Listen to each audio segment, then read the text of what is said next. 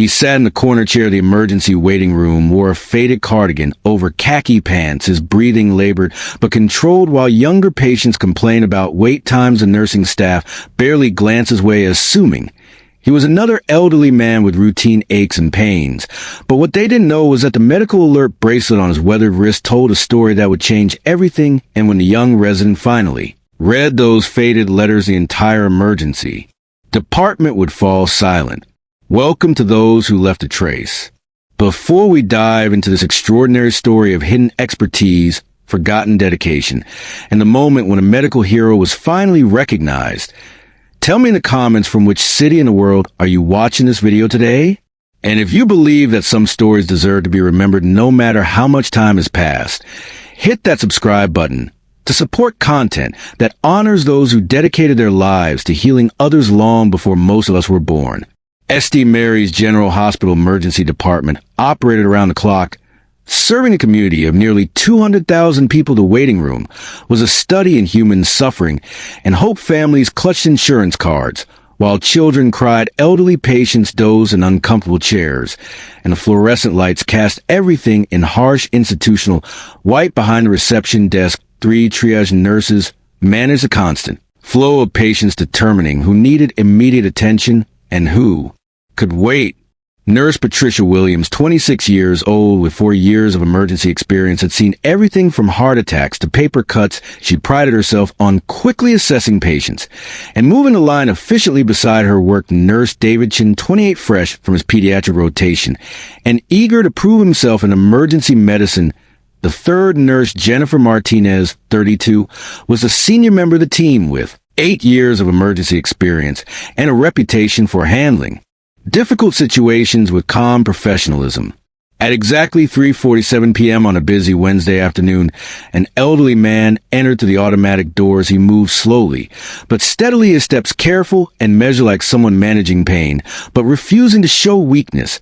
He wore a faded navy cardigan that had seen better years over a white collared shirt, khaki pants that were clean but showed wear, and brown leather shoes that had been polished despite their age. His hair was gray and thinning, combed neatly to the side, and his face bore the deep lines that came from decades of concentration and responsibility.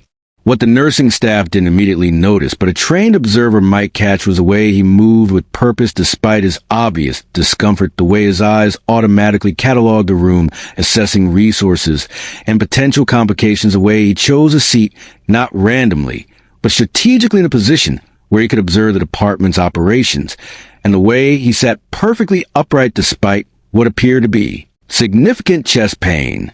Patricia noticed him first as he approached the triage desk. "Good afternoon, sir," she said with professional courtesy. "What brings you in today?" The old man spoke quietly, but clearly. "Chest pain started about 2 hours ago, radiating to my left arm, some shortness of breath." Patricia nodded, making notes on her assessment form. "Any history of heart problems?" "Sir," he paused for a moment as if considering how much to reveal. "Previous cardiac events?" "Yes, some surgical history as well." David, the younger nurse, glanced over from his station, noticing the conversation. "Sir," he interjected, "we're pretty busy today. As you can see, chest pain can be a lot of things: stress, indigestion, muscle strain. Maybe you should consider urgent care for non-emergency issues." Patricia shot him a warning look, but continued her assessment. "Sir, on a scale of 1 to 10, how would you rate your pain?" The old man considered the question carefully. "About a 7.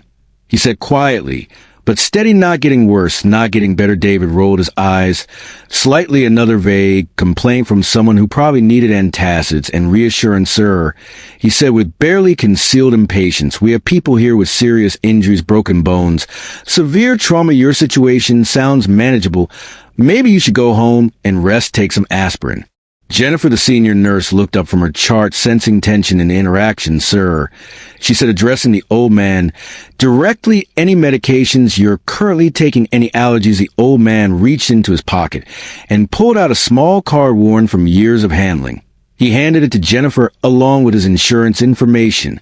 As Jennifer examined the card, she noticed something that made her pause. The man was wearing a medical alert bracelet, but not the typical kind worn by diabetics or people with drug allergies. This bracelet was older, more substantial, and bore markings that she recognized from her medical training, but couldn't quite place. She squinted at the faded lettering, trying to make out what appeared to be medical credentials or certifications.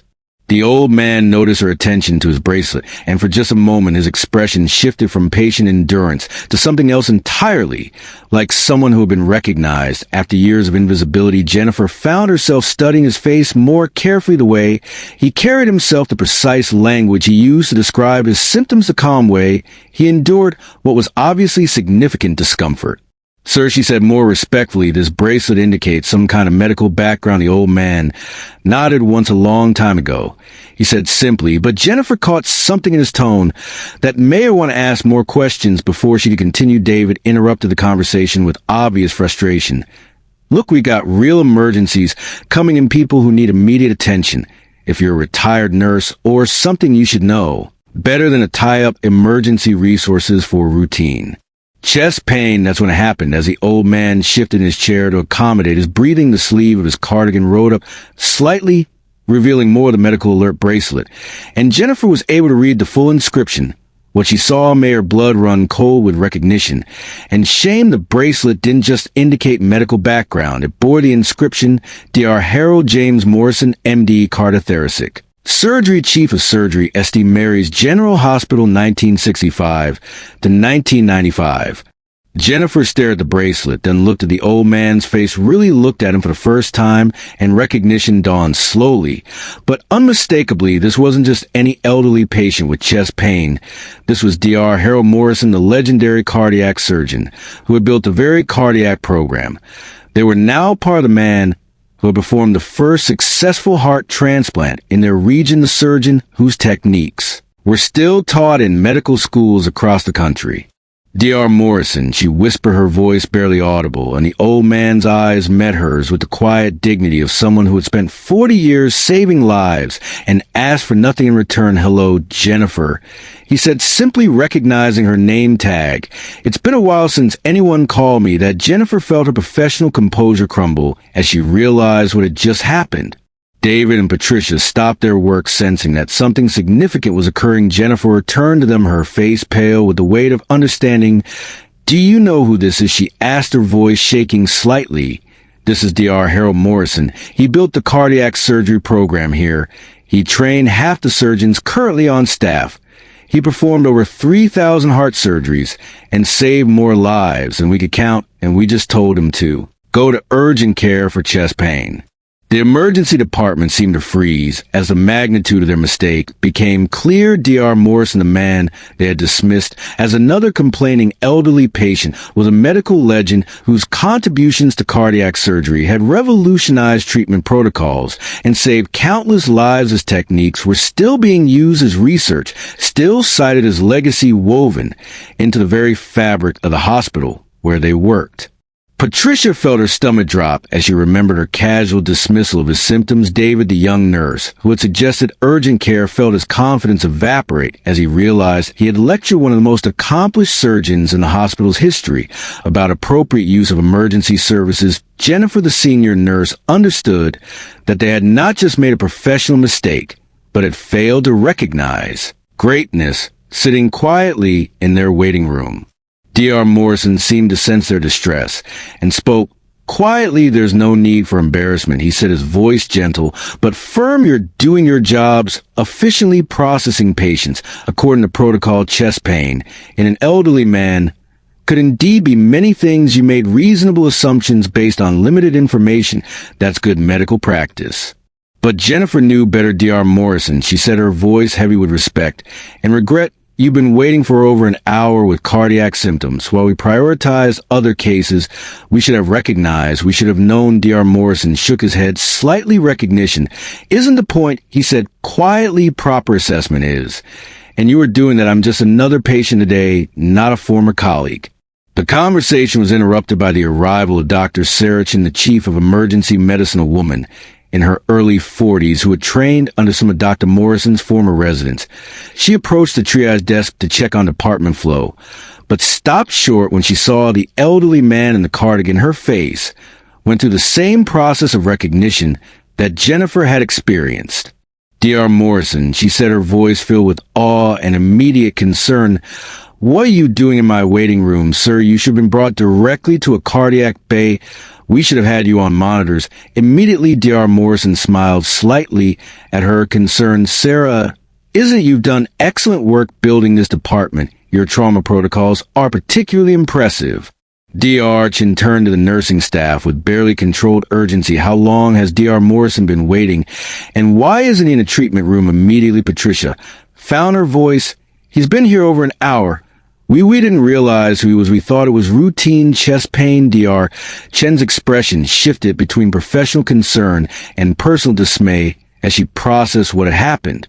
Within minutes, the emergency department transformed into organized chaos. Dr. Morrison was immediately transferred to the cardiac bay, where senior residents and attending physicians who recognized his name began arriving. Monitors were attached, 4 lines established, and a full cardiac workup initiated. But more than the medical attention was the atmosphere of profound respect that suddenly filled the department. Dr. Morrison submitted to the tests and procedures with the patience of someone who understood medical necessity, but also with the quiet authority of someone who had once run similar departments. The young residents who examined him did so with a reverence usually reserved for textbook authors and medical pioneers, which in many ways he was his calm commentary on the procedures and his gentle corrections of technique became impromptu teaching moments. As word spread to the hospital that Dr. Harold Morrison was in the emergency department, other physicians began arriving not as gawkers, but as former students, colleagues, and admirers wanted to pay their respects. The cardiac surgery chief, Dr. Michael Rodriguez, arrived within 20 minutes. His face showing both concern for his mentor's health and excitement at seeing him again. Dr. Morrison, Dr. Rodriguez said, extending his hand with deep respect. "How are you feeling, sir?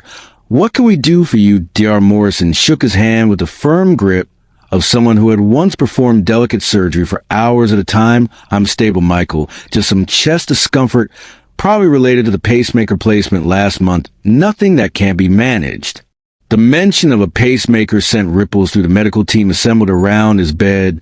Dr. Morrison, the man who had implanted thousands of pacemakers in other patients, now relied on one himself. The irony wasn't lost on anyone present, but Dr. Morrison discussed the matter of-factly as just another medical issue to be managed like any other patient's condition. Dr. Chin pulled the nursing staff aside for a private conversation that would be remembered and discussed for years to come. "Team," she said, her voice serious, but not punitive, "we need to talk about what happened here tonight, not to assign blame, but to learn from this experience." Dr. Harold Morrison is not just any former physician. He's the surgeon who established the cardiac program that makes this hospital a regional cardiac center. She continued his research on minimally invasive cardiac procedures, reduced patient recovery times by 60%. His training program produced surgeons who now lead cardiac departments across the country. His techniques for pediatric cardiac surgery have saved thousands of children's lives, and we treat him like any other elderly patient with vague complaints.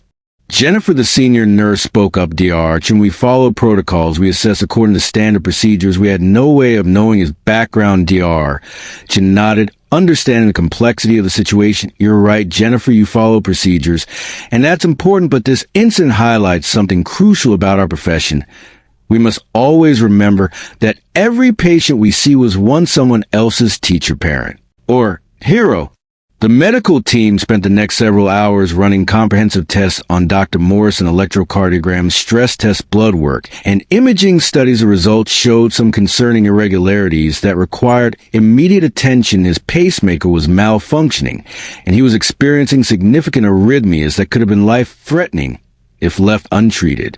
What troubled the medical staff most was the realization that Dr. Morrison had been experiencing these symptoms for several days, but had delayed seeking treatment not out of denial, but out of reluctance to inconvenience anyone or receive special treatment. He had finally come to the emergency department only when the symptoms became severe enough to interfere with his daily activities. Dr. Rodriguez coordinated Dr. Morrison's care with the precision and attention to detail that his former mentor had taught him. The pacemaker was adjusted, medications were optimized, and Dr. Morrison was admitted for overnight observation. not just for medical reasons, but because the entire cardiac team wanted to ensure he received the level of care his contributions to medicine deserved. During his hospital stay, Dr. Morrison became an informal consultant and teacher for the younger medical staff. His room became a gathering place where residents and nurses would stop by to ask questions about cardiac procedures, medical history, and the evolution of surgical techniques. He shared stories not about his own accomplishments, but about the teamwork and dedication that made modern cardiac surgery possible. He spoke about the early days of heart surgery when procedures that were now routine were experimental and dangerous. He discussed the importance of continued learning, humility in the face of medical complexity, and the responsibility that came with holding patients' lives in your hands. His impromptu lectures were more valuable than any formal medical education the young doctors had received. The story of Dr. Morrison's emergency department experience spread throughout the hospital not as gossip, but as a teaching moment about recognition, respect, and the hidden histories that patients carry. Medical staff began looking at elderly patients differently, wondering what stories and experiences lay behind tired faces and routine complaints. The nursing staff, who had initially dismissed Dr. Morrison's symptoms, underwent additional training, not as punishment, but as professional development. They learned about the hospital's history, the physicians who had built its reputation, and the importance of looking beyond surface appearances to recognize the depth of experience that older patients might possess. Dr. Morrison's recovery was swift, aided by the adjustment to his pacemaker and the comprehensive cardiac care he received, but his impact on the hospital during his brief stay was profound. Young medical students requested to interview him for their medical history projects, and nurses asked about his experiences in the early days of cardiac surgery, and department heads sought his input on current cardiac protocols. 1 week after his discharge, Dr. Morrison returned to hospital not as a patient, but as an invited speaker for the monthly Grand Rounds presentation. His talk, titled "The Evolution of Cardiac Surgery," drew the largest attendance in the hospital's history. He spoke about medical advances, the importance of continued innovation, and the privilege of serving patients during their most vulnerable moments. During his presentation, Dr. Morrison addressed the incident that had brought him back to St. Mary's. He spoke about the professionalism of the emergency department staff, their adherence to protocols, and the importance of treating all patients with dignity regardless of their background. He emphasized that recognition should never be a prerequisite for quality care. He concluded his presentation with words that became part of the hospital's culture: "Every patient who comes through our doors carries a story." He said, "We may never know if they're a teacher who shaped young minds, a parent who sacrificed for their children, or a professional who contributed to their community, but we know they're human beings deserving of our best efforts and our respect." The emergency department implemented new procedures following Dr. Morrison's visit, not dramatic changes, but subtle improvements in patient assessment and staff training. They established a patient advocacy program where senior staff members regularly reviewed triage decisions and patient interactions. They created educational sessions about the hospital's history and the physicians who had built its reputation. Dr. Morrison became a regular volunteer at the hospital, offering his expertise as a consultant and his wisdom as a mentor. He established a scholarship fund for nursing students, emphasizing the critical role that nurses play in patient care and the importance of treating every patient with dignity and respect. The medical alert bracelet that had finally revealed his identity became part of a broader discussion about patient identification and medical history. The hospital developed better systems for recognizing former staff members and accessing patient medical backgrounds to ensure appropriate care and recognition. Years later, the story of Dr. Morrison's emergency department experience was still told during new employee orientation, not to shame anyone, but to illustrate the importance of looking beyond appearances and treating every patient as if they might be someone extraordinary, because often they are. The 3 nurses who had initially triaged Dr. Morrison all remained at St. Mary's and became advocates for patient dignity and respect. Patricia Williams eventually became the emergency department nursing supervisor, implementing protocols that ensured thorough patient assessment and respectful treatment. David Chun completed additional training in cardiac nursing and often shared Dr. Morrison's story with new staff members. Jennifer Martinez, a senior nurse who had first recognized Dr. Morrison's bracelet, became a patient advocate and ethics committee member, working to ensure that all patients received care that honored their dignity and humanity. She kept a photo of Dr. Morrison on her desk, not as a reminder of a mistake, but as inspiration to see beyond the surface. Dr. Morrison continued to live independently in the community surrounding St. Mary's Hospital, occasionally returning for follow-up appointments where he was invariably recognized and treated with the respect his service had earned, but he preferred to be remembered not for his titles or accomplishments, but for his dedication to patient care and medical excellence. The hospital established the Harold Morrison Award for Excellence in Patient Care, given annually to staff members who demonstrated exceptional compassion, skill, and respect in their treatment of patients. The award recognized that medical excellence included not just technical proficiency, but the humanity and dignity that Dr. Morrison had exemplified throughout his career. Visitors to St. Mary's Hospital can still see Dr. Morrison's photograph in the cardiac surgery wing alongside a plaque describing his contributions to cardiac medicine and patient care. But those who knew him understood that his greatest legacy was not the procedures he had performed or the research he had published, but the example he had set for treating every person with dignity, respect, and compassion. The story continues to inspire medical professionals and remind them that greatness often comes in humble packages, that every patient deserves respect regardless of their appearance or apparent status, and that the most profound acts of service are often performed by people who seek no recognition for their efforts. Dr. Morrison's example taught everyone who encountered him that true medical excellence lay not in demanding recognition, but in earning it through service and maintaining it through humility. His quiet presence in the emergency department waiting room reminded everyone that heroes don't always announce themselves. They often sit quietly waiting their turn and trusting that they will receive the care they need. So now I ask you, have you ever encountered someone like Dr. Morrison, someone whose quiet presence carried the weight of extraordinary contributions, someone who served without seeking recognition, whose dignity shone through even when faced with dismissal? Share their name in the comments. Tell us how they showed you what true dedication looks like, because of those who left a trace, we believe the most powerful stories aren't always the loudest, they're the ones carried by ordinary people who did extraordinary things and then returned to live among us with the same humility that marked their service. Thank you for watching. If this story moved you, share it with someone who needs to remember that heroes come in all forms and ages. Subscribe to support more stories that honor those who dedicated their lives to healing and serving others.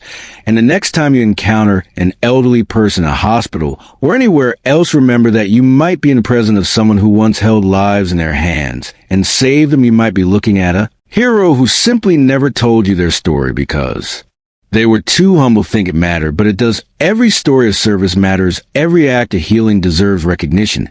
And every quiet hero deserves to be remembered not with fanfare, but with the simple respect they earned through their willingness to dedicate their lives to something greater than themselves.